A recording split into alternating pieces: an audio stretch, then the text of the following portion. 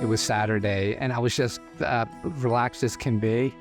And next thing I remember, I was on the floor. Paul Colgan knew he had a congenital heart defect that would someday require a valve replacement.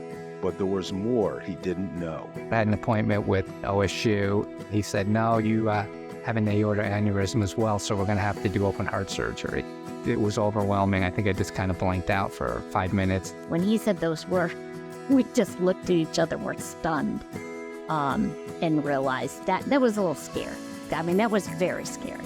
The reason why we have a nice, frank, fulsome discussion about it is so that they understand, well, what's the consequence of not having an operation? And what we're trying to do is prevent somebody from having a catastrophe in the future. The risks of an aortic aneurysm are aortic dissection or aortic rupture.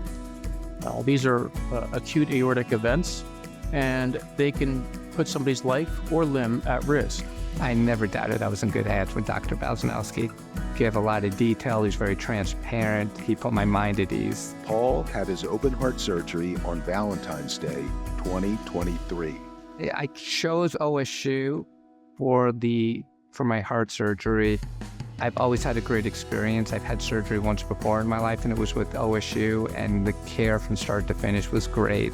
We have the aortic center where we have different specialties all coming together to offer treatment options to people. We tend to see a lot of patients, and I think that differentiates OSU. When you see this kind of volume, you can't help but do good work when you do it repetitively. Paul has returned to his active lifestyle, and he and Judy are grateful for the treatment he received at the Richard M. Ross Heart Hospital. I walk quite a bit, and my wife Judy and I are definitely into pickleball. I would say if you're thinking about where to have your heart surgery, I can't even imagine another place.